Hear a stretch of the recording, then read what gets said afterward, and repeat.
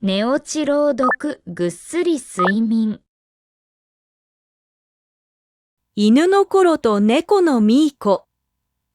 ある晴れた日、公園では犬のコロは楽しげに駆け回り、誰にでも分け隔てなく笑顔を向けていました。彼のその笑顔はまるで魔法のようで、見た人や動物たちを幸せな気持ちにさせる不思議な力がありました。子供たちはコロと呼ぶと近寄ってきて、彼の温かい毛を撫でたり、一緒にボールを投げて遊んだりします。コロは一心不乱に尻尾を振りながら、その瞬間を楽しんでいました。一方、公園の隅の木の上から世界を見下ろしているのはツンデレな猫のミーコ。彼女は誰にも媚びず、自分の世界を大切にし、常にクールな振る舞いを見せていました。コロの無邪気さには、どこか距離を置きたいと思いながらも、彼が公園にいると自然と目が行ってしまうのです。ある日、コロは公園を歩き回りながら、ふとミーコのいる木の下で立ち止まりました。こんにちは、といつも通りのフレンドリーな挨拶をしながら尻尾を振るコロ。しかし、ミーコは高い枝の上でただコロを見下ろし、そっけなくふんと鼻を鳴らします。私はそんなに簡単に誰とでも仲良くなれないのよ、と心の中で思いつつも、コロの無邪気な笑顔に少しだけ興味を持っている自分に気づきます。コロは気にも留めず、他の子供たちと遊びに戻りますが、その日以来、彼とミーコの間には微妙な距離が保たれるようになりました。ある日、いつもの公園に一匹の迷い込んだ小さな子猫が現れました。彼は遊びながら木に登ってしまい、降りることができなくなってしまいました。枝の上で鳴き声を上げる子猫を見た頃は、すぐに助けを求めようと公園中を走り回ります。誰か助けてとコロが大声で吠えると、ミーコが木の上からゆっくりと姿を現しました。静かにしなさい。私が何とかするわ、と彼女は静かに言い放ち、軽やかに木を登り始めます。その動作は優雅で自信に満ち溢れていました。ミーコは軽々と枝を渡り、子猫のそばにたどり着くと、そっと子猫を舌で舐めて安心させました。そして優しく子猫を抱きながら、器用に木から降りてきました。地上に着くと、コロは感動のあまり、飛び跳ねて、すごい。すごいよ、ミーコ、と大はしゃぎ。ミーコは少し照れながらも、別に大したことじゃないわ、とそっけなく返しますが、その目には少しだけ誇りの光が宿っていました。コロはミーコの意外な一面を知り、彼女に対して新たな尊敬の念を抱くようになります。子猫を助けた後、ミーコとコロの距離は徐々に縮まっていきました。ミーコはまだ完全に心を開いたわけではありませんが、時折コロに近寄り、彼の隣で静かに座ることが増えてきました。コロも以前のように無邪気に近づきすぎることはせず、ミーコのペースに合わせて距離を保ちながらも、共に過ごす時間を楽しむようになります。ある日、コロが遊んでいると、不意にミーコが、ちょっとボール貸して、と言い、軽やかにボールを爪で引きました。コロは驚きながらも、ミーコの行動に心から嬉しそうに笑い、2匹はその日初めて一緒に遊ぶことができたのです。こうしてコロの無邪気さとミーコのツンデレな性格の違いを超えて、2匹は深い絆を築いていきました。ミーコは表面上はクールなままでしたが、コロの優しさや明るさに少しずつ心を開き、共に過ごす時間が何よりも大切なものになっていきました。この物語は、異なる性格を持つ2匹が互いに理解し合い、助け合うことで、本当の友情を見つけたことを教えてくれます。見かけや性格に関係なく、互いを尊重し合いながら、絆を深めることができる。そんな素晴らしい友情の物語です。終わり。甘酒職人、ユキ。はるか昔、山々に囲まれた小さな村に、ユキという若い女性が暮らしていました。冬が深まるたびに、凍てつく風が村を包み、家々の窓から漏れる明かりは、かすかに震えていました。その厳しい寒さの中、村人たちは一つの飲み物を心の支えとしていました。それは、ユキが醸す甘酒でした。彼女の甘酒は、米の優しい甘さと麹の香りが絶妙に調和しており、村人たちはそれを飲むたびに、体だけでなく、心も温まるのを感じていました。特に冬の長い夜、彼女の甘酒を囲みながら過ごす時間は、村の人々にとってかけがえのないものでした。ユキ自身も彼らの笑顔を見ている時が一番の喜びでした。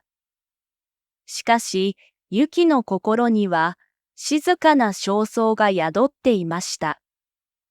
幼い頃から伝え聞いていた伝説。真の甘酒は神々の飲み物であり、それを飲む者に長寿と幸運をもたらすという言葉。自分が作る甘酒は確かに美味しいが、それが本当に神々の飲み物に匹敵するものなのか疑問に思っていたのです。ユキは甘酒の真の力を見つけるため、まだ知らぬ何かがあると信じていました。ある冷たい冬の夜、村全体が雪に覆われ、月明かりが霞んでいた頃、ユキは一人、醸造小屋で甘酒の仕込みに励んでいました。外は風がうなり、木々がきしむ音が遠くから聞こえていました。そんな静寂を破るように、突然、誰かが戸を叩きました。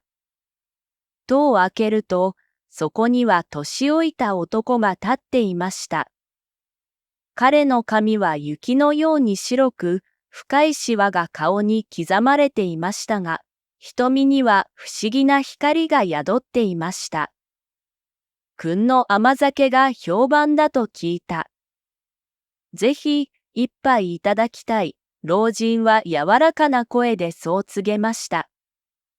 ユキは不思議に思いながらも、老人に自慢の甘酒を差し出しました。カップを持つ彼の手は冷たく震えていましたが、彼は一口飲むと、すぐにカップを置きました。ユキは心がざわめくのを感じました。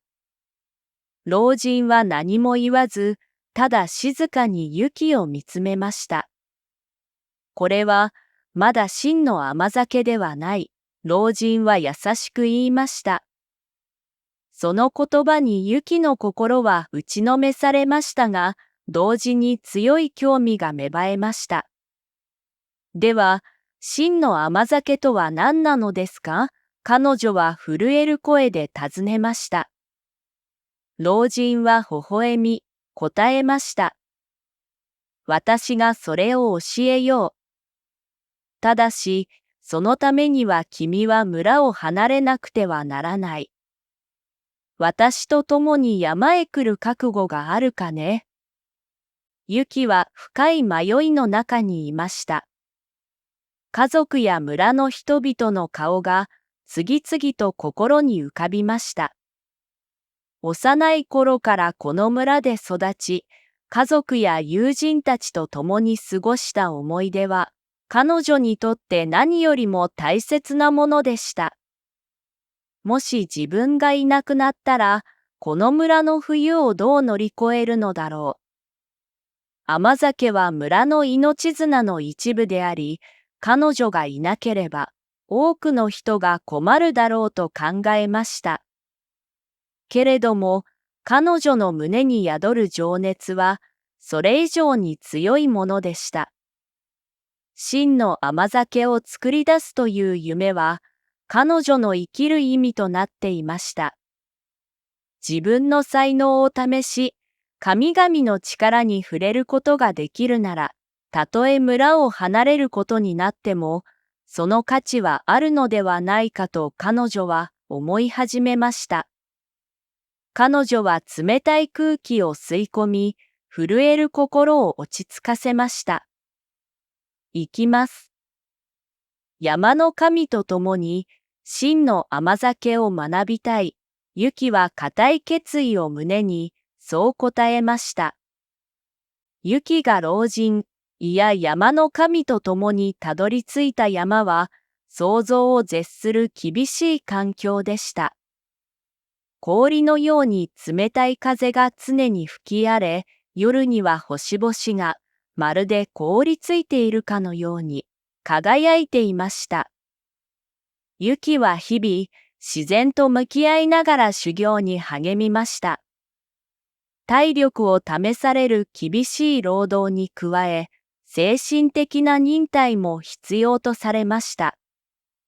山の神はユキに自然のリズムを読み取ることの大切さを教えました。風の音、木々のざわめき、雪の降り積もる様子。それらはすべて甘酒を作るための重要な要素であると彼は言いました。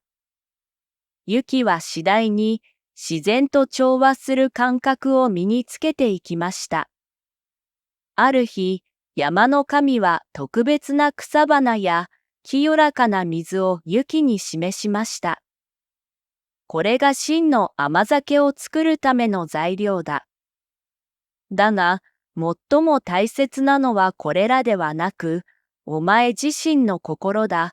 山の神の言葉が、ユキの胸に深く響きました。彼女は材料以上に、自分自身の内なる強さと調和を見つけなければならないと気づいたのです。数年が経ち、ユキはついに究極の甘酒を醸し出すことに成功しました。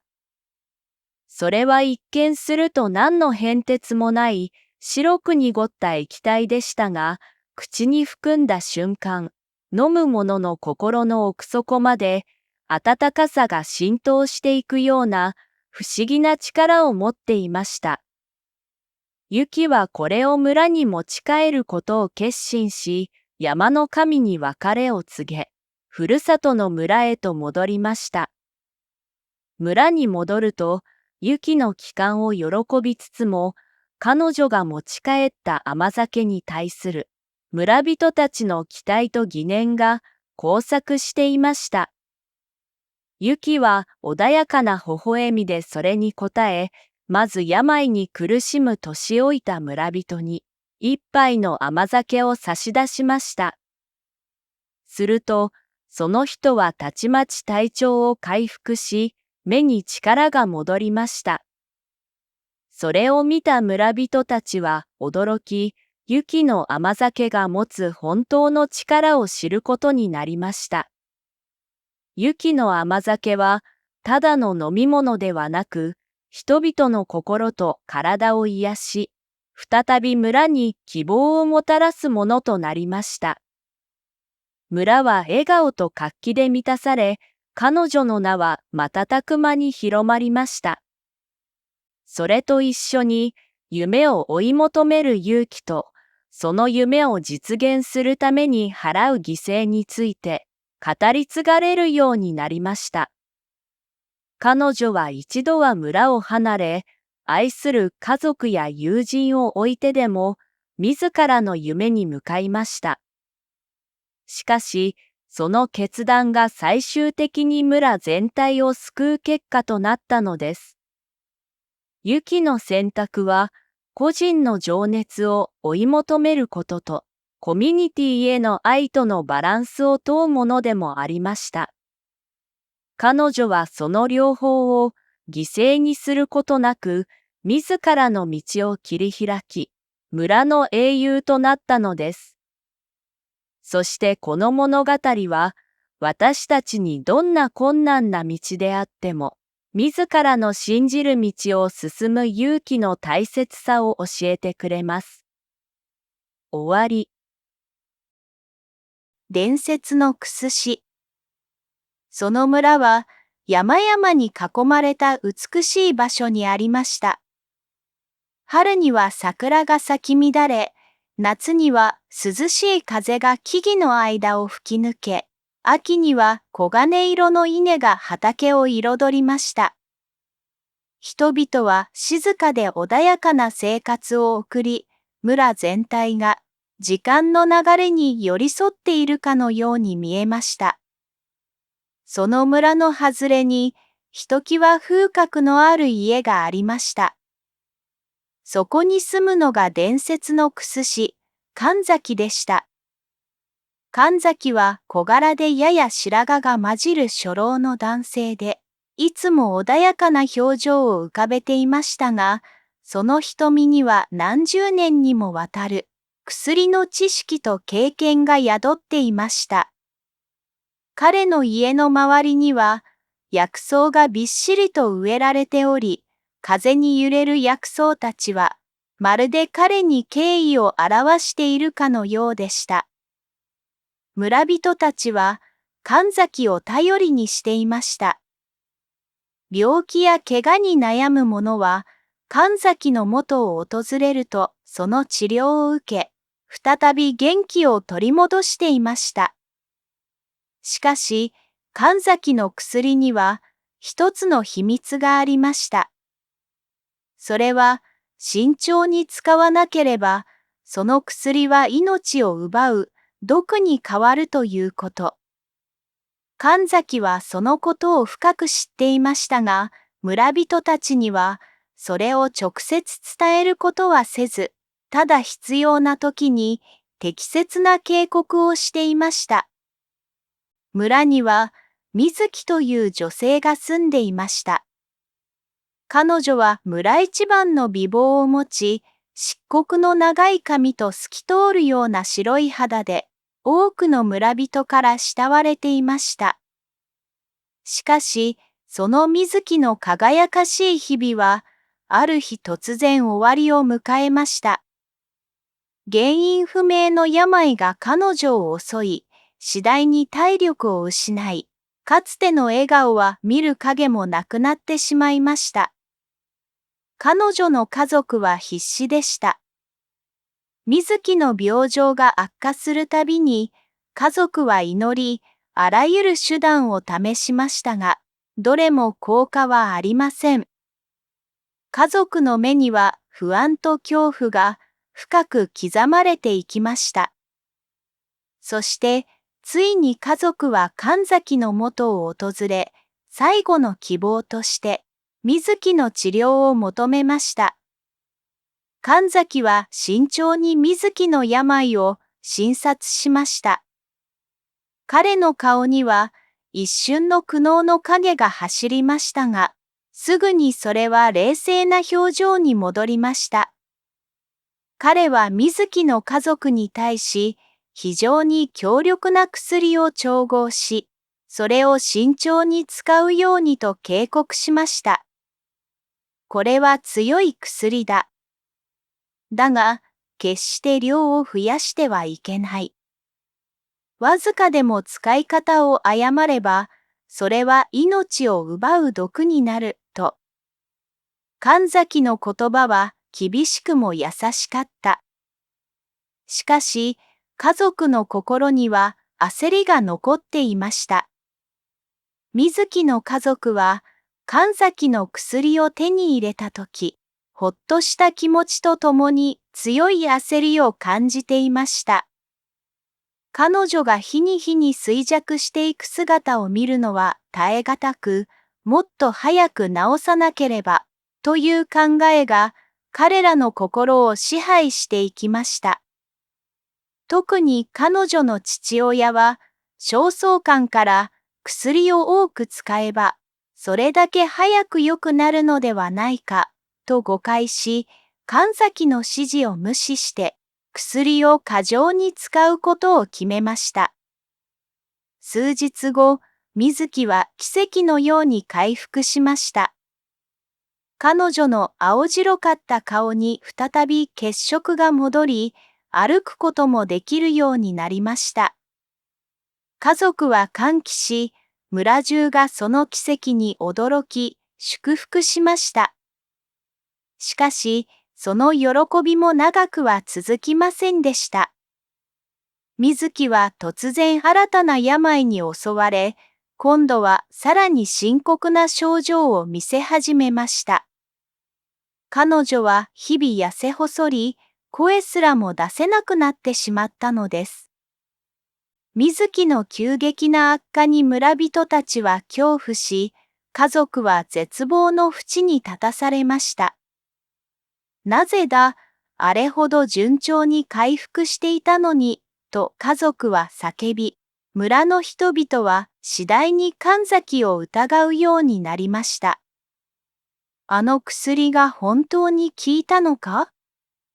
もしかしたら毒だったのではないか、そんな疑念が広まり、人々は神崎を非難するようになりました。神崎は村人たちの非難を静かに受け止めましたが、心の中では深い悲しみを抱いていました。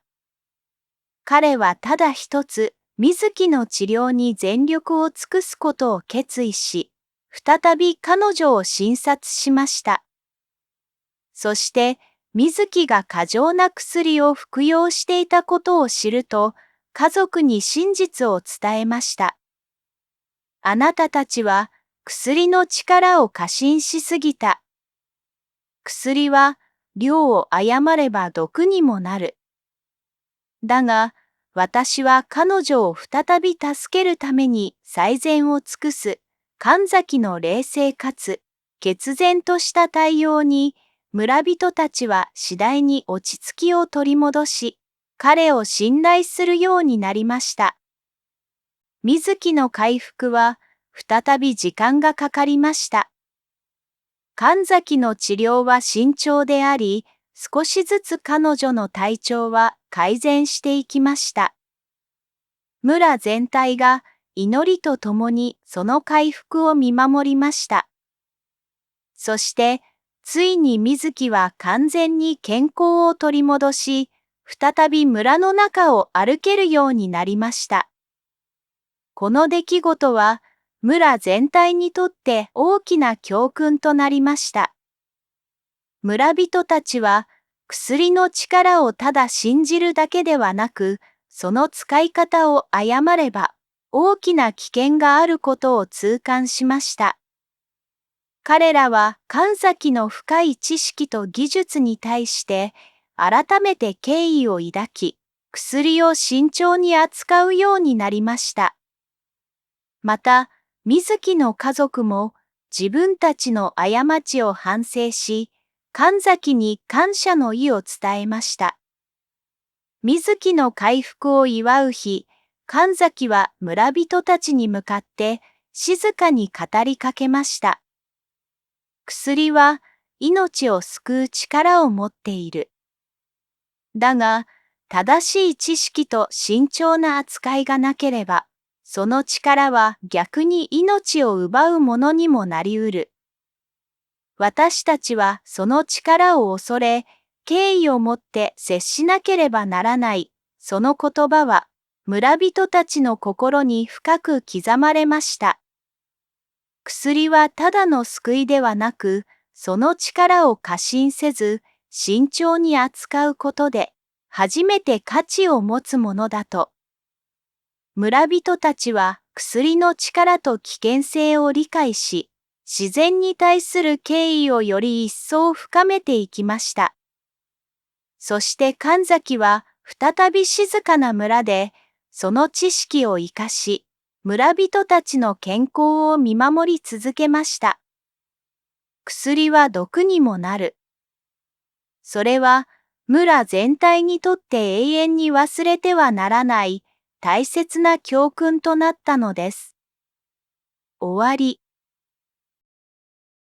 7つの宝石、遥か彼方の天空に、雲海の向こうに広がる国がありました。そこにはビリケンという名の神が住んでいました。ビリケンは笑顔を絶やさず、慈しみ深い瞳で地上の人々を見守っていました。彼は幸福と知恵の神として、人々の願いを叶える力を持っていましたが、願いを叶えるだけではなく、真の幸福を見つけるための試練を与えることもありました。ある日、天空の神々が集まり、ビリケンを囲んで話し合いが行われました。神々は、人々が心の美徳を忘れ、物質的な欲望にとらわれていることを憂いていました。ビリケンは、地上の人々に最大の試練を与えることを提案しました。7つの宝石を地上に隠そう。それぞれが人間の心の美徳を象徴するものだ。これを見つけ出した者には、真の幸福が訪れるだろう。神々はその提案に賛同し、7つの宝石をそれぞれの心の美徳に対応させ、地上のさまざまな場所に隠しました。そして物語は、若き漁師、健太から始まります。彼は小さな漁村に住み、家族を養うために毎日海に出ていましたが、心の奥底では、もっと大きな何かを求めていました。ある夜、彼は夢の中で海の精霊に導かれ、宝石を探す旅に出るよう告げられました。健太は朝目覚めると、その夢型の幻ではなく、何か大切な使命を持ったものだと感じました。彼は村を出る決意をし、家族に別れを告げました。両親の目には不安が浮かんでいましたが、健太の決意が固いことを悟り、彼を送り出しました。旅立つ朝、海は静かで穏やかでしたが、健太の心は期待と不安で波立っていました。彼は一歩一歩、大地を踏みしめながら、未知の世界へと歩みを進めていきました。健太の最初の試練は、暗く恐ろしい森を越えることでした。この森は、昼間でも薄暗く、木々の間には冷たい霧が立ち込め、常に何かが彼を見つめているような気配がありました。健太は恐怖を感じながらも、勇気を奮い起こし、一歩一歩進みました。森の中を進むにつれ、健太の心には恐れが増していきましたが、それでも彼は立ち止まりませんでした。自分の内にある弱さと向き合いながら、勇気の意味を考え続けました。そして森の奥深くで、彼は最初の宝石、勇気を発見しました。それは黄金色に輝き、彼の手の中で温かさを放っていました。健太はその宝石を握りしめ、胸に深い安堵を覚えました。恐怖を乗り越えたことで、彼は自分の中に確かな力が宿ったことを実感しました。健太は次の試練として、山中の村へと導かれました。そこには、傷ついた動物たちが多く集まる場所がありました。村の人々は彼らを恐れて近寄りませんでしたが、健太は怯えることなく彼らに寄り添いました。彼は怪我をした小鹿を見つけ、その目には深い悲しみが宿っていました。健太は心を込めて小鹿の傷を手当てし、優しくなでながら言葉をかけ続けました。次第に小鹿の目から恐れが消え、信頼の光が戻ってきました。その瞬間、健太は慈悲の宝石を見つけました。それは透明な輝きを放ち、まるで他者の痛みを映し出すかのようでした。健太はこの宝石を手にし、自分がどれほどの心の温かさを持っているのかを初めて理解しました。次の試練は、険しい山道で待ち受けていました。そこには、かつて神々が住んでいたとされる古い神殿がありました。神殿には謎めいた試練が待ち構えており、正直で誠実な心を持たなければ通り抜けることができないと言われていました。健太は神殿に入り、謎めいた声が彼に問いかけてきました。それは彼の心の中にある真実を試すものでした。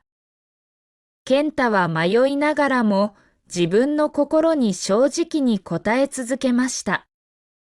その答えが正しかったとき、神殿の中に隠されていた誠実の宝石が姿を現しました。それは青い光を放ち、健太の誠実さをたたえていました。健太はこの宝石を手にし、自分の心がどれほどの力を持っているかを実感しました。旅を続けるうちに、健太は荒廃した村にたどり着きました。村の人々は長い間、困難に苦しんでおり、その表情には希望の光が消えかかっていました。健太は彼らに語りかけ、共に未来を信じる心を取り戻すために尽力しました。彼の言葉は次第に村人たちの心を打ち、彼らの中に消えかけていた希望の光が再び灯り始めました。健太は自分自身もまた彼らの希望を取り戻すことで、自分の心にも希望の力が満ちるのを感じました。その時、希望の宝石が健太の前に現れました。それは鮮やかな緑色に輝き、未来への希望を象徴していました。健太はこの宝石を手にし、希望がどれほど大切なものかを強く感じました。次の試練は過酷な砂漠を越えることでした。健太は燃えるような太陽の下、何日も何日も歩き続けました。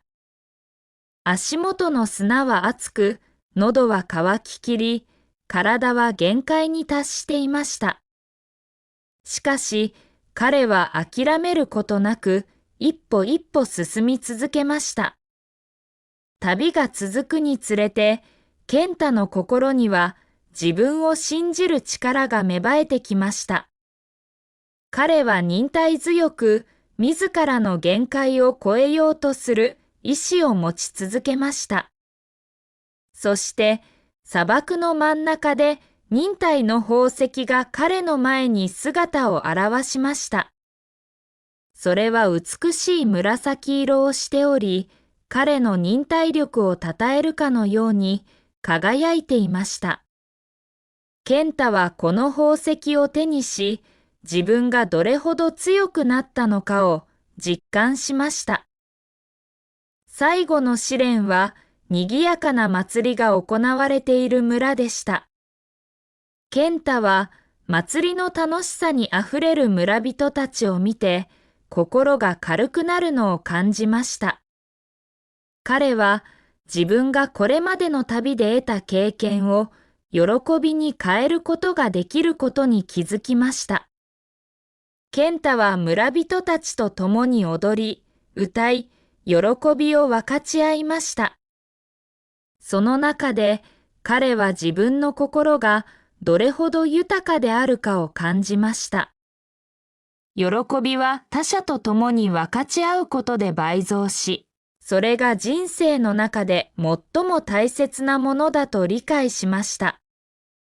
その時、喜びの宝石が彼の手の中に現れました。それは虹色に輝き、喜びの瞬間を永遠に閉じ込めたかのようでした。健太は7つの宝石を手に入れた後、天空の神々のもとへ向かいました。彼の足取りはこれまでにないほど軽く、心は穏やかで満たされていました。彼は試練を通じて得た美徳が自分をどれほど成長させたかを感じていました。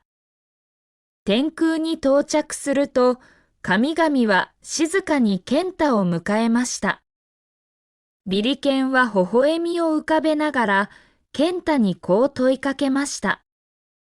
健太よ、これらの宝石を得たことで何を学んだのか。健太は一瞬深く考えました。彼は旅の中で感じた苦しみ、喜び、そして成長のすべてを思い返しました。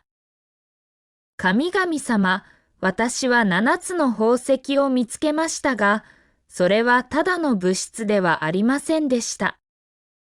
これらの宝石は、私の心の中にある勇気、慈悲、誠実さ、希望、忍耐、喜び、そして愛を象徴しています。私は、これらの美徳を通じて真の幸福が何であるかを理解しました。それは他者と分かち合い、共に成長し、心を豊かにすることにあります。ビリケンは健太の言葉を聞き、満足げにうなずきました。その通りだ健太。真の幸福とは、自分自身の内にある力を発見し、それを他者と分かち合うことで得られるものだ。君は試練を通じて成長し、今やその知恵をもって地上の人々を導くことができるだろう。そしてビリケンは7つの宝石を健太の手から取り、それを空高く掲げました。すると、宝石はまばゆい光を放ち、天空から地上へと降り注ぎました。その光は地上のすべての人々に届き、彼らの心に美徳の種を植え付けました。健太は神々から永遠の幸福を授けられ、地上へと戻っていきました。彼は自らが得た知恵と美徳を家族や村人たちと分かち合い、共に幸せな生活を送ることができるようになりました。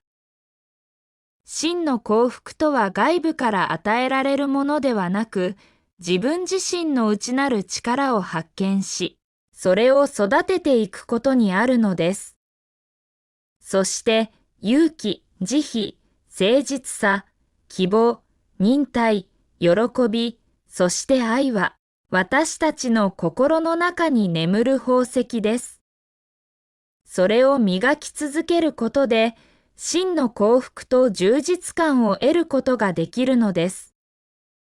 また、この物語は、困難や試練が私たちを成長させる機会であることを示しています。試練を乗り越えることで、私たちは自分自身の強さと美徳を発見し、それを通じて他者と分かち合うことができるのです。おしまい。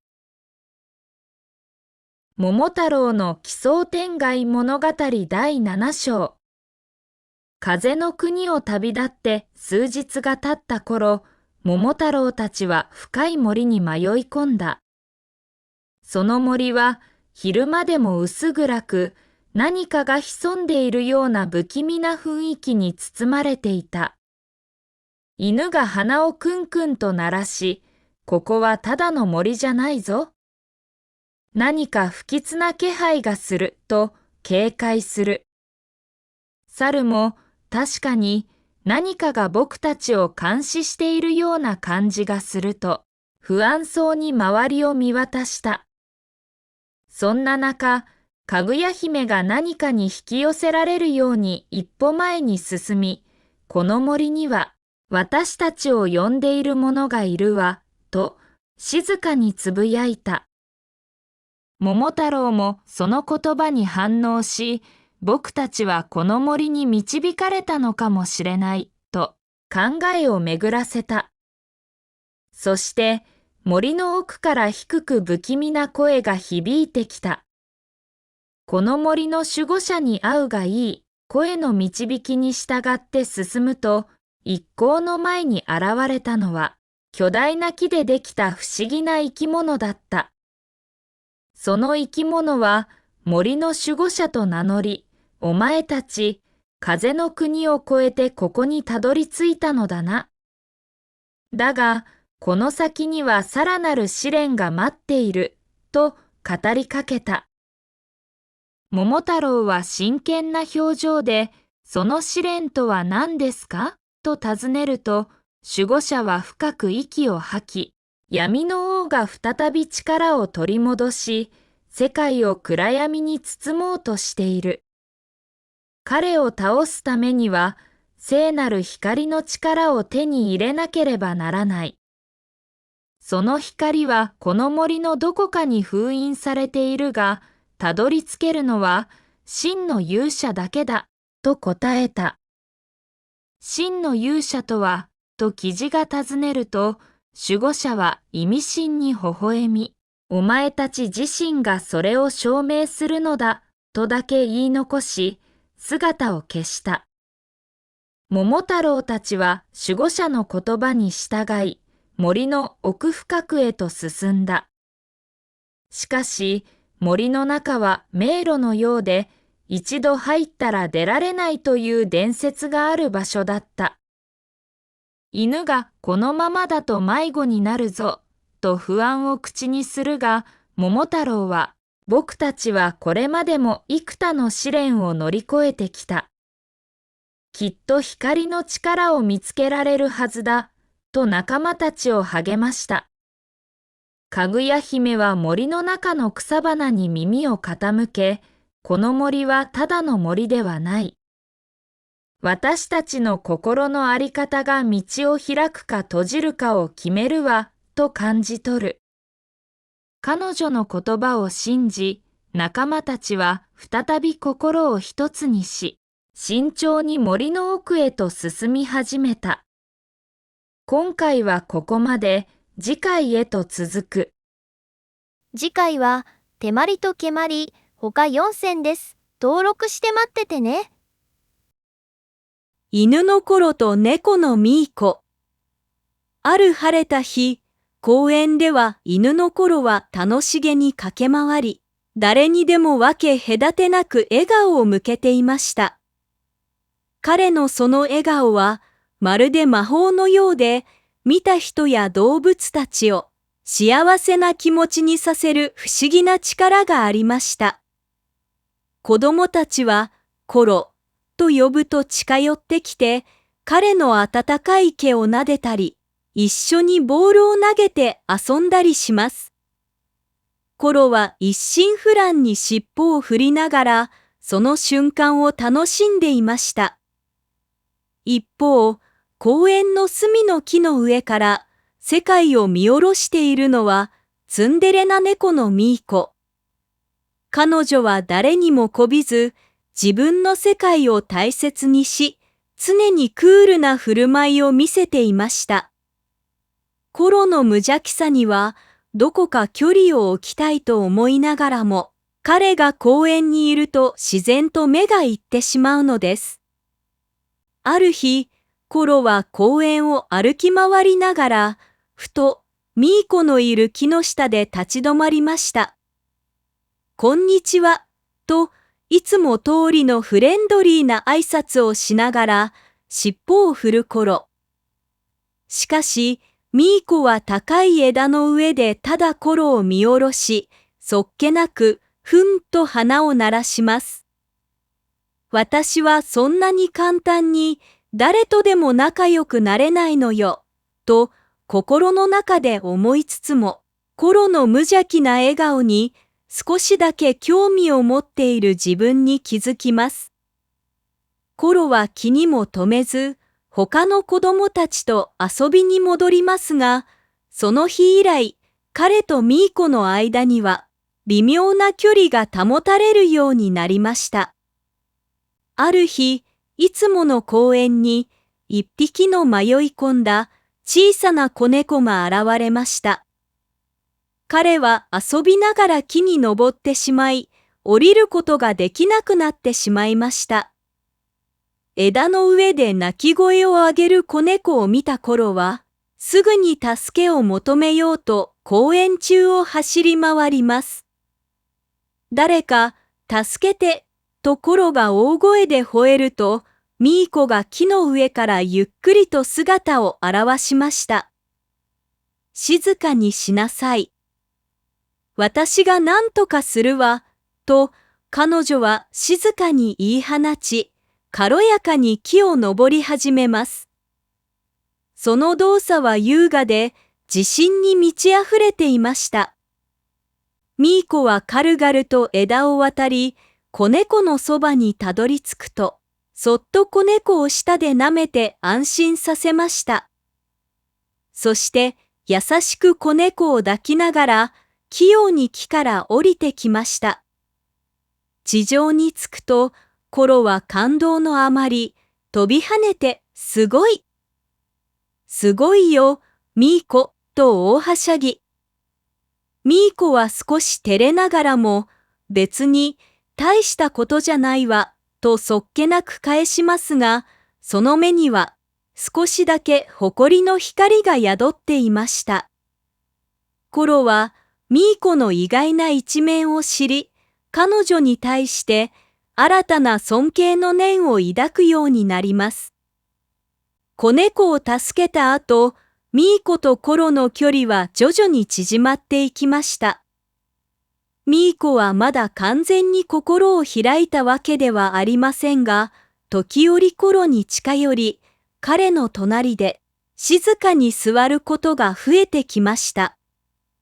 コロも以前のように無邪気に近づきすぎることはせず、ミーコのペースに合わせて距離を保ちながらも、共に過ごす時間を楽しむようになります。ある日、コロが遊んでいると、不意にミーコが、ちょっとボール貸して、と言い、軽やかにボールを爪で引きました。コロは驚きながらも、ミーコの行動に心から嬉しそうに笑い、2匹はその日初めて一緒に遊ぶことができたのです。こうして、コロの無邪気さとミーコのツンデレな性格の違いを超えて、2匹は深い絆を築いていきました。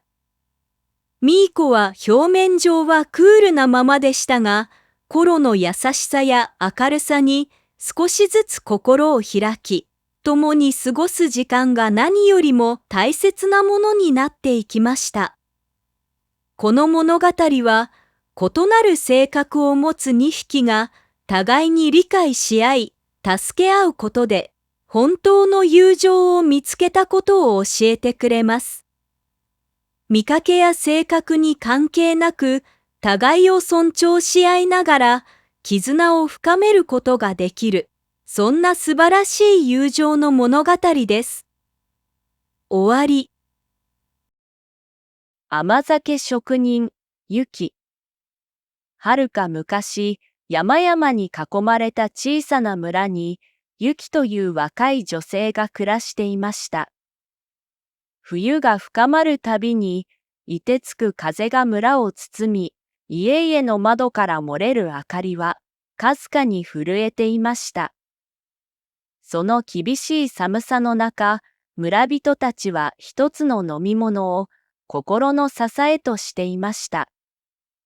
それは、雪が醸す甘酒でした。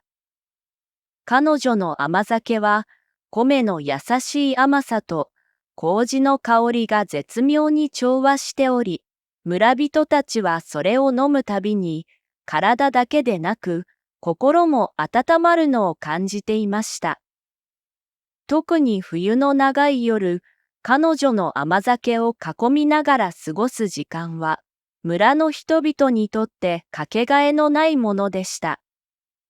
雪自身も彼らの笑顔を見ている時が一番の喜びでした。しかし、雪の心には静かな焦燥が宿っていました。幼い頃から伝え聞いていた伝説。真の甘酒は神々の飲み物であり、それを飲む者に長寿と幸運をもたらすという言葉。自分が作る甘酒は確かに美味しいが、それが本当に神々の飲み物に匹敵するものなのか疑問に思っていたのです。ユキは甘酒の真の力を見つけるため、まだ知らぬ何かがあると信じていました。ある冷たい冬の夜、村全体が雪に覆われ、月明かりが霞んでいた頃、ユキは一人、醸造小屋で甘酒の仕込みに励んでいました。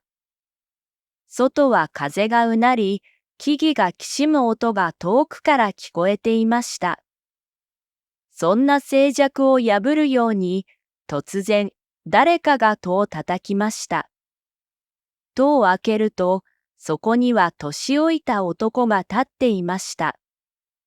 彼の髪は雪のように白く、深いシワが顔に刻まれていましたが、瞳には不思議な光が宿っていました。君の甘酒が評判だと聞いた。ぜひ、一杯いただきたい。老人は柔らかな声でそう告げました。ユキは不思議に思いながらも、老人に自慢の甘酒を差し出しました。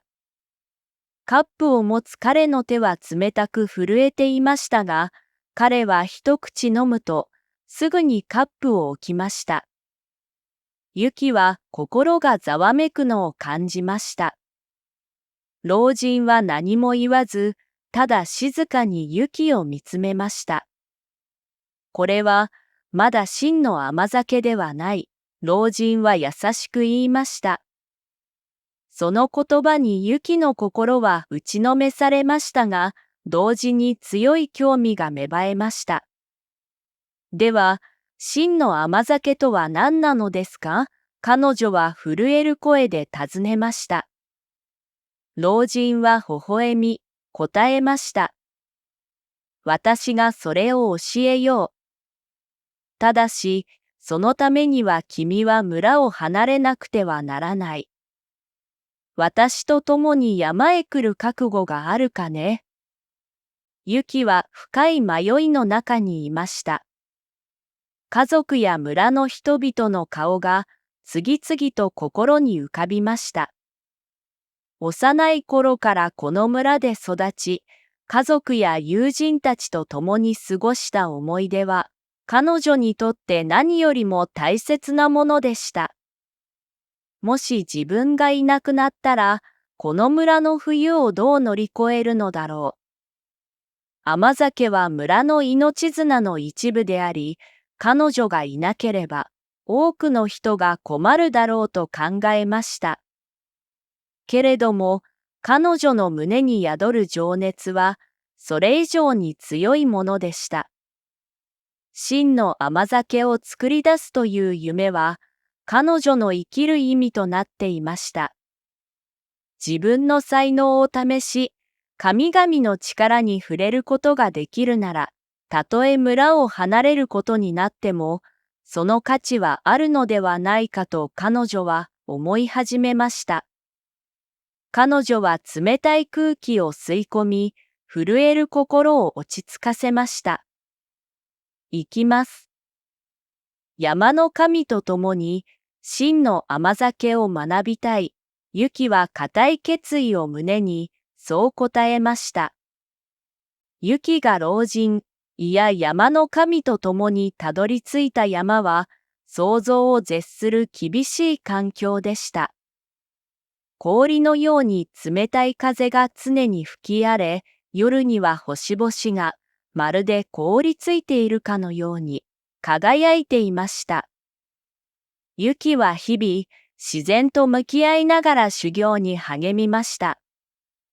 体力を試される厳しい労働に加え、精神的な忍耐も必要とされました。山の神はユキに自然のリズムを読み取ることの大切さを教えました。風の音、木々のざわめき、雪の降り積もる様子。それらはすべて甘酒を作るための重要な要素であると彼は言いました。ユキは次第に自然と調和する感覚を身につけていきました。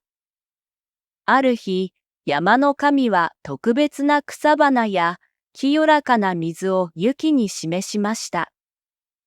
これが真の甘酒を作るための材料だ。だが、最も大切なのはこれらではなく、お前自身の心だ。山の神の言葉が、ユキの胸に深く響きました。彼女は材料以上に自分自身の内なる強さと調和を見つけなければならないと気づいたのです。数年が経ち、ユキはついに究極の甘酒を醸し出すことに成功しました。それは一見すると何の変哲もない白く濁った液体でしたが、口に含んだ瞬間、飲む者の心の奥底まで温かさが浸透していくような不思議な力を持っていました。ユキはこれを村に持ち帰ることを決心し、山の神に別れを告げ、ふるさとの村へと戻りました。村に戻ると、ユキの帰還を喜びつつも、彼女が持ち帰った甘酒に対する村人たちの期待と疑念が交錯していました。ユキは穏やかな微笑みでそれに応え、まず病に苦しむ年老いた村人に一杯の甘酒を差し出しました。すると、その人はたちまち体調を回復し、目に力が戻りました。それを見た村人たちは驚き、ユキの甘酒が持つ本当の力を知ることになりました。ユキの甘酒は、ただの飲み物ではなく、人々の心と体を癒し、再び村に希望をもたらすものとなりました。村は笑顔と活気で満たされ、彼女の名は瞬く間に広まりました。それと一緒に、夢を追い求める勇気と、その夢を実現するために払う犠牲について、語り継がれるようになりました。彼女は一度は村を離れ、愛する家族や友人を置いてでも、自らの夢に向かいました。しかし、その決断が最終的に村全体を救う結果となったのです。ユキの選択は、個人の情熱を追い求めることと、コミュニティへの愛とのバランスを問うものでもありました。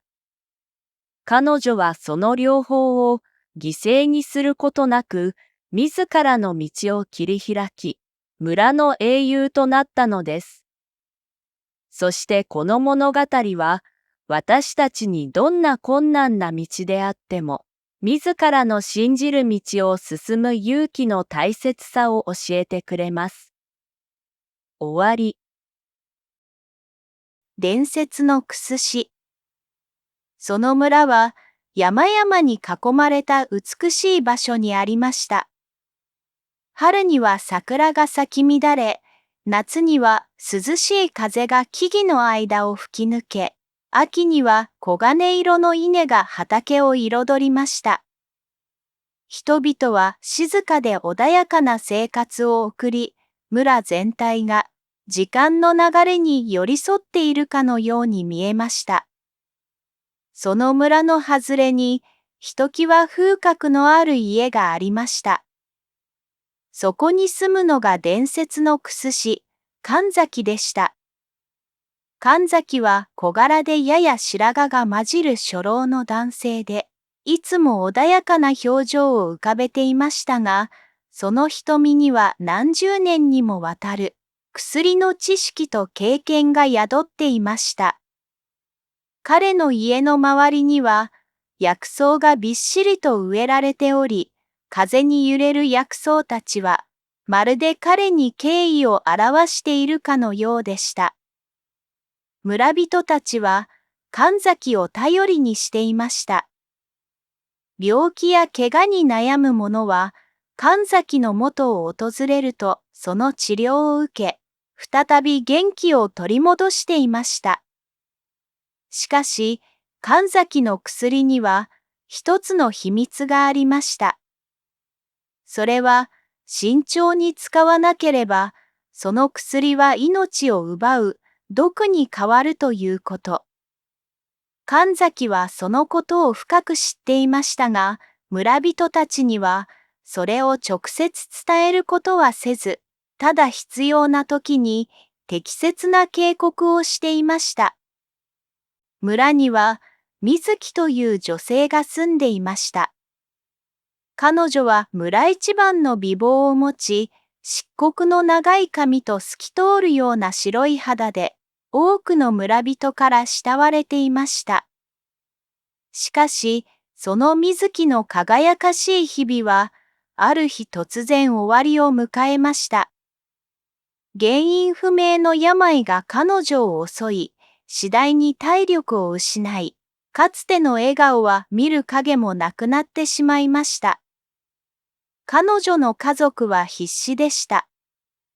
水木の病状が悪化するたびに、家族は祈り、あらゆる手段を試しましたが、どれも効果はありません。家族の目には不安と恐怖が深く刻まれていきました。そして、ついに家族は神崎の元を訪れ、最後の希望として、水木の治療を求めました。神崎は慎重に水木の病を診察しました。彼の顔には一瞬の苦悩の影が走りましたが、すぐにそれは冷静な表情に戻りました。彼は水木の家族に対し、非常に強力な薬を調合し、それを慎重に使うようにと警告しました。これは強い薬だ。だが、決して量を増やしてはいけない。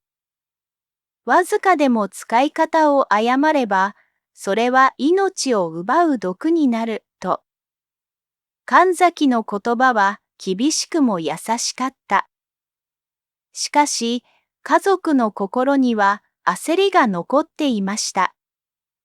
水木の家族は、神崎の薬を手に入れたとき、ほっとした気持ちとともに強い焦りを感じていました。彼女が日に日に衰弱していく姿を見るのは耐え難く、もっと早く治さなければ、という考えが彼らの心を支配していきました。特に彼女の父親は、焦燥感から薬を多く使えば、それだけ早く良くなるのではないか、と誤解し、神崎の指示を無視して、薬を過剰に使うことを決めました。数日後、水木は奇跡のように回復しました。彼女の青白かった顔に再び血色が戻り、歩くこともできるようになりました。家族は歓喜し、村中がその奇跡に驚き、祝福しました。しかし、その喜びも長くは続きませんでした。水木は突然新たな病に襲われ、今度はさらに深刻な症状を見せ始めました。彼女は日々痩せ細り、声すらも出せなくなってしまったのです。水木の急激な悪化に村人たちは恐怖し、家族は絶望の淵に立たされました。なぜだ、あれほど順調に回復していたのに、と家族は叫び、村の人々は次第に神崎を疑うようになりました。あの薬が本当に効いたのか？もしかしたら毒だったのではないか、そんな疑念が広まり、人々は神崎を非難するようになりました。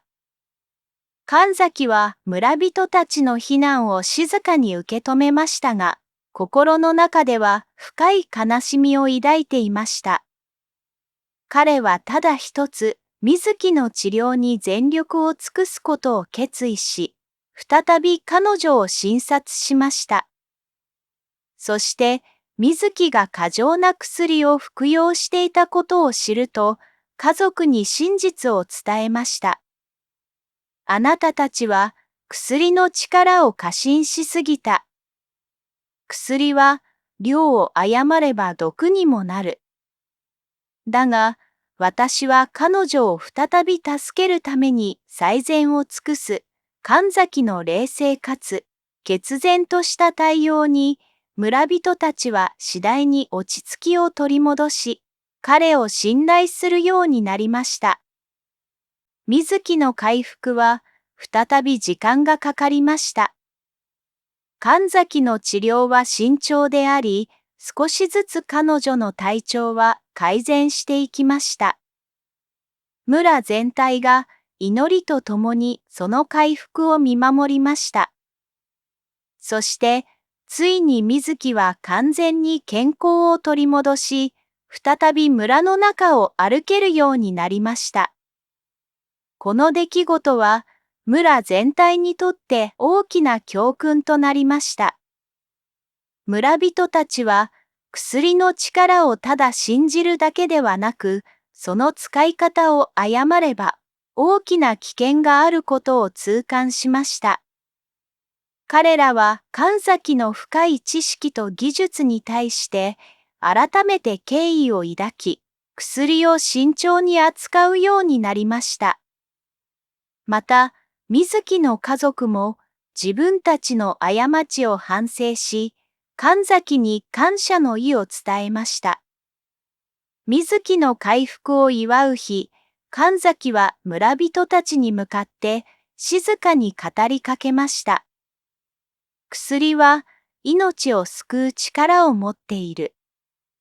だが、正しい知識と慎重な扱いがなければ、その力は逆に命を奪うものにもなりうる。私たちはその力を恐れ、敬意を持って接しなければならない。その言葉は、村人たちの心に深く刻まれました。薬はただの救いではなく、その力を過信せず、慎重に扱うことで、初めて価値を持つものだと。村人たちは薬の力と危険性を理解し、自然に対する敬意をより一層深めていきました。そして神崎は再び静かな村で、その知識を生かし、村人たちの健康を見守り続けました。薬は毒にもなる。それは村全体にとって永遠に忘れてはならない大切な教訓となったのです。終わり。7つの宝石、遥か彼方の天空に、雲海の向こうに広がる国がありました。そこにはビリケンという名の神が住んでいました。ビリケンは笑顔を絶やさず、慈しみ深い瞳で地上の人々を見守っていました。彼は幸福と知恵の神として、人々の願いを叶える力を持っていましたが、願いを叶えるだけではなく、真の幸福を見つけるための試練を与えることもありました。ある日、天空の神々が集まり、ビリケンを囲んで話し合いが行われました。神々は、人々が心の美徳を忘れ、物質的な欲望にとらわれていることを憂いていました。ビリケンは、地上の人々に最大の試練を与えることを提案しました。7つの宝石を地上に隠そう。それぞれが人間の心の美徳を象徴するものだ。これを見つけ出した者には、真の幸福が訪れるだろう。神々はその提案に賛同し、7つの宝石をそれぞれの心の美徳に対応させ、地上のさまざまな場所に隠しました。そして物語は、若き漁師、ケンタから始まります。彼は小さな漁村に住み、家族を養うために毎日海に出ていましたが、心の奥底ではもっと大きな何かを求めていました。ある夜、彼は夢の中で海の精霊に導かれ、宝石を探す旅に出るよう告げられました。ケンタは朝目覚めると、その夢型の幻ではなく、何か大切な使命を持ったものだと感じました。彼は村を出る決意をし、家族に別れを告げました。両親の目には不安が浮かんでいましたが、ケンタの決意が固いことを悟り、彼を送り出しました。旅立つ朝、海は静かで穏やかでしたが、ケンタの心は期待と不安で波立っていました。彼は一歩一歩、大地を踏みしめながら、未知の世界へと歩みを進めていきました。ケンタの最初の試練は、暗く恐ろしい森を越えることでした。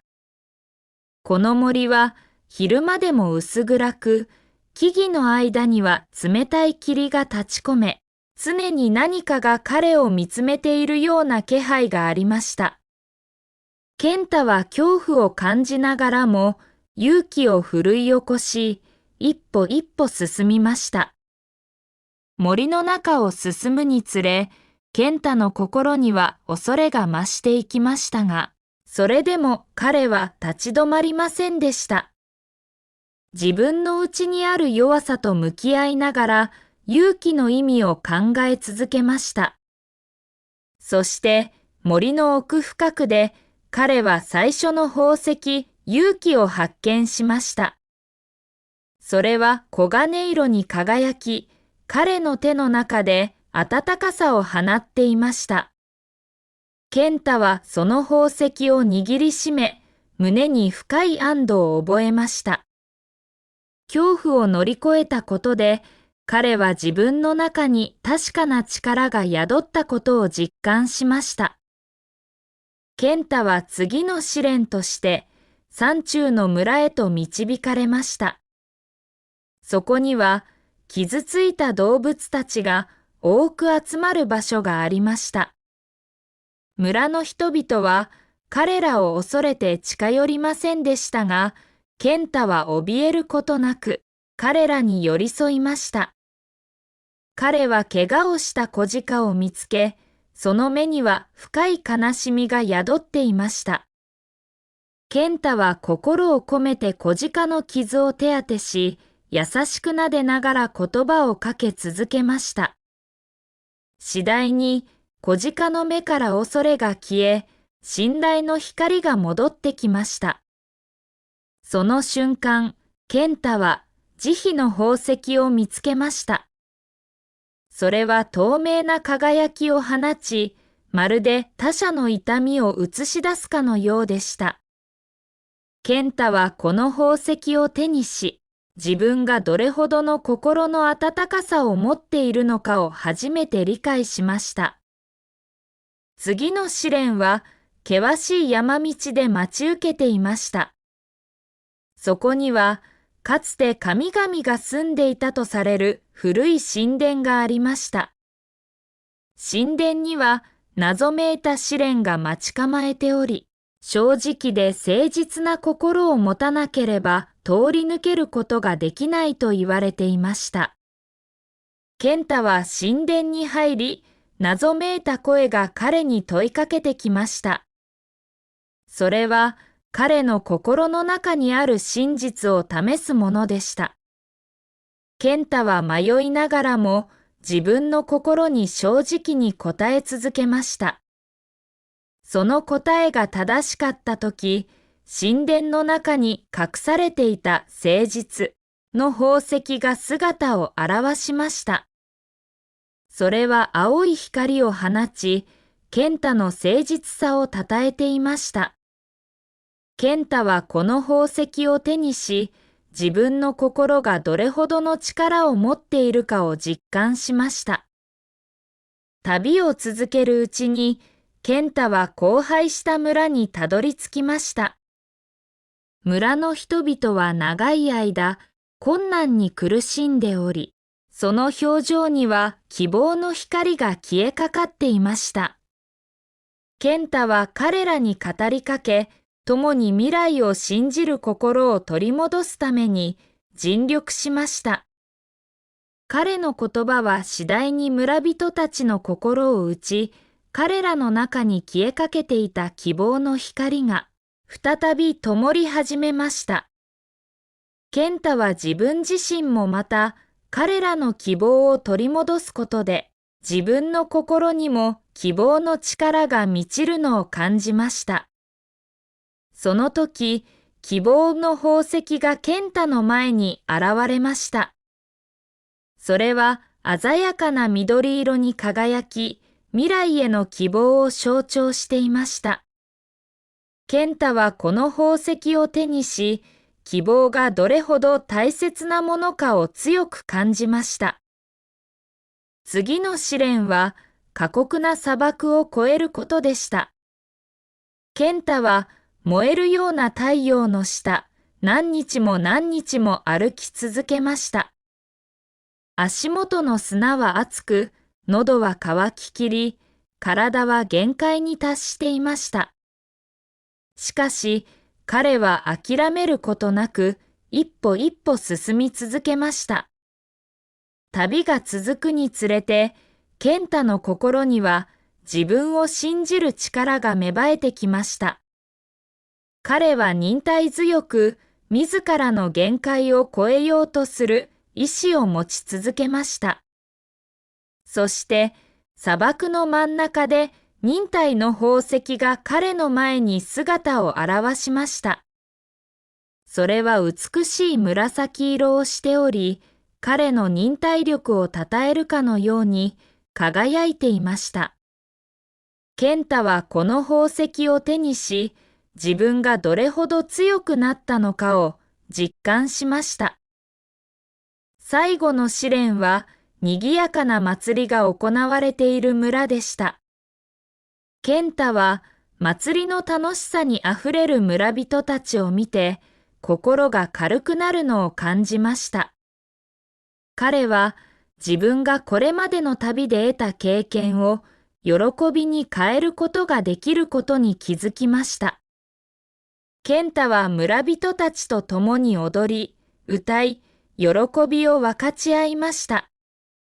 その中で彼は自分の心がどれほど豊かであるかを感じました。喜びは他者と共に分かち合うことで倍増し、それが人生の中で最も大切なものだと理解しました。その時、喜びの宝石が彼の手の中に現れました。それは虹色に輝き、喜びの瞬間を永遠に閉じ込めたかのようでした。健太は7つの宝石を手に入れた後、天空の神々のもとへ向かいました。彼の足取りはこれまでにないほど軽く、心は穏やかで満たされていました。彼は試練を通じて得た美徳が自分をどれほど成長させたかを感じていました。天空に到着すると、神々は静かにケンタを迎えました。ビリケンは微笑みを浮かべながら、ケンタにこう問いかけました。ケンタよ、これらの宝石を得たことで何を学んだのか。ケンタは一瞬、深く考えました。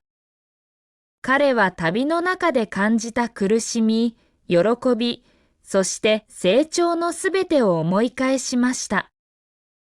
神々様、私は7つの宝石を見つけましたが、それはただの物質ではありませんでした。これらの宝石は、私の心の中にある勇気、慈悲、誠実さ、希望、忍耐、喜び、そして愛を象徴しています。私は、これらの美徳を通じて真の幸福が何であるかを理解しました。それは他者と分かち合い、共に成長し、心を豊かにすることにあります。ビリケンはケンタの言葉を聞き、満足げにうなずきました。その通りだ、ケンタ。真の幸福とは、自分自身の内にある力を発見し、それを他者と分かち合うことで得られるものだ。君は試練を通じて成長し、今やその知恵をもって、地上の人々を導くことができるだろう。そしてビリケンは、7つの宝石をケンタの手から取り、それを空高く掲げました。すると、宝石はまばゆい光を放ち、天空から地上へと降り注ぎました。その光は地上のすべての人々に届き、彼らの心に美徳の種を植え付けました。ケンタは神々から永遠の幸福を授けられ、地上へと戻っていきました。彼は自らが得た知恵と美徳を家族や村人たちと分かち合い、共に幸せな生活を送ることができるようになりました。真の幸福とは外部から与えられるものではなく、自分自身の内なる力を発見し、それを育てていくことにあるのです。そして、勇気、慈悲、誠実さ、希望、忍耐、喜び、そして愛は、私たちの心の中に眠る宝石です。それを磨き続けることで、真の幸福と充実感を得ることができるのです。また、この物語は、困難や試練が私たちを成長させる機会であることを示しています。試練を乗り越えることで、私たちは自分自身の強さと美徳を発見し、それを通じて他者と分かち合うことができるのです。おしまい。桃太郎の奇想天外物語第7章。風の国を旅立って数日が経った頃、桃太郎たちは深い森に迷い込んだ。その森は昼間でも薄暗く、何かが潜んでいるような不気味な雰囲気に包まれていた。犬が鼻をクンクンと鳴らし、ここはただの森じゃないぞ。何か不吉な気配がすると警戒する。猿も確かに何かが僕たちを監視しているような感じがすると不安そうに周りを見渡した。そんな中、かぐや姫が何かに引き寄せられるように一歩前に進み、この森には私たちを呼んでいる者がいるわ、と静かにつぶやいた。桃太郎もその言葉に反応し、僕たちはこの森に導かれたのかもしれない、と考えを巡らせた。そして森の奥から低く不気味な声が響いてきた。この森の守護者に会うがいい、声の導きに従って進むと、一行の前に現れたのは、巨大な木でできた不思議な生き物だった。その生き物は森の守護者と名乗り、お前たち、風の国を越えてここにたどり着いたのだな。だが、この先にはさらなる試練が待っている、と語りかけた。桃太郎は真剣な表情で、その試練とは何ですかと尋ねると、守護者は深く息を吐き、闇の王が再び力を取り戻し、世界を暗闇に包もうとしている。彼を倒すためには、聖なる光の力を手に入れなければならない。その光はこの森のどこかに封印されているが、たどり着けるのは真の勇者だけだ、と答えた。真の勇者とは、と雉が尋ねると、守護者は意味深に微笑み、お前たち自身がそれを証明するのだ、とだけ言い残し、姿を消した。桃太郎たちは守護者の言葉に従い、森の奥深くへと進んだ。しかし、森の中は迷路のようで、一度入ったら出られないという伝説がある場所だった。犬がこのままだと迷子になるぞ、と不安を口にするが、桃太郎は、僕たちはこれまでも幾多の試練を乗り越えてきた。きっと光の力を見つけられるはずだ、と仲間たちを励ました。かぐや姫は森の中の草花に耳を傾け、この森はただの森ではない。私たちの心のあり方が道を開くか閉じるかを決めるわ、と感じ取る。彼女の言葉を信じ、仲間たちは再び心を一つにし、慎重に森の奥へと進み始めた。今回はここまで、次回へと続く。チャンネル登録と高評価ボタンをお願いします。